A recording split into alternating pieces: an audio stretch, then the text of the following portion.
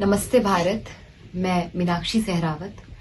अभी हाल ही में कर्नाटक पुलिस के द्वारा मेरे ऊपर एक केस लगाया गया, मेरे अगेंस्ट एक एफआईआर दर्ज की गई और वो इसलिए की गई क्योंकि मैंने राष्ट्रपिता कहे जाने वाले एक व्यक्ति के ऊपर कुछ टिप्पणियां की।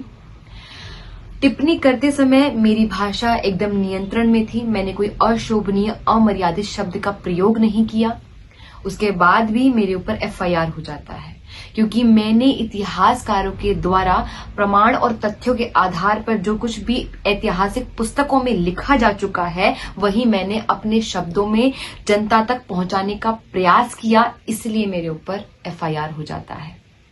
आप विचार कीजिए कि भारत जैसे देश में एक पंजाब क्षेत्र के सांसद भगत सिंह को आतंकवादी कहकर पुकारते हैं। हमारे देश में वीर सावरकर को गालियां दी जाती हैं। हमारे देश में प्रभु श्री राम के होने के बार बार प्रमाण मांगे जाते हैं। हमारे देश में श्री कृष्ण के चरित्र को बार बार गिराया जाता है, उनके चरित्र का दोहन होता है, लेकिन ऐसे लोगों पर कोई एफआईआर दर्ज नहीं की जाती है।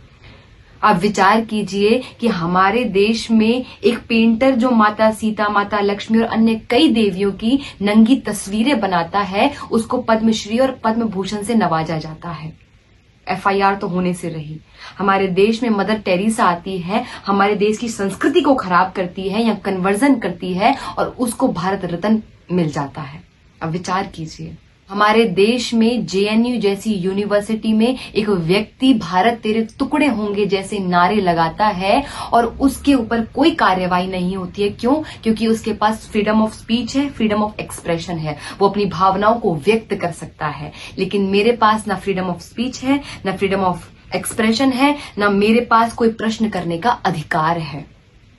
और ये प्रश्न केवल मेरा नहीं है, मेरे जैसे कई लोगों का है। क्या कि किस दस्तावेज में कहां ये लिखा हुआ है कि ये व्यक्ति भारत का राष्ट्रपिता है? ये कहां लिखा हुआ? ये प्रश्न कई लोगों का है। आप विचार कीजिए, मेरा केवल इतना कहने पर कि इस मां भारती का कोई पुत्र तो हो सकता है, कोई सपूत तो हो सकता है, लेकिन मां भारती का इस राष्ट्र का कोई पिता नहीं हो सकता है, इतना कहने पर मेरे अगेंस्ट एफआईआर हो जाती है। और मैंने देखा कि जब ये केस मेरे ऊपर हुआ तो कई रिपोर्टर्स ने और कई जगह ऐसी हेडलाइंस आई कि नॉर्थ की एक वक्ता ने इस प्रकार का बयान दिया है। हमने कब से अपने आप को इस प्रकार से नॉर्थ और साउथ में बांट लिया? बॉर्डर कब हमने खींच दिया? मैं नॉर्थ, साउथ, ईस्ट, वेस्ट नहीं हूं। मैं एक भारत की बेटी हूं। भारत की बेटी के ऊपर ऐसा कुछ हुआ है, भारत की बेटी के साथ ऐसा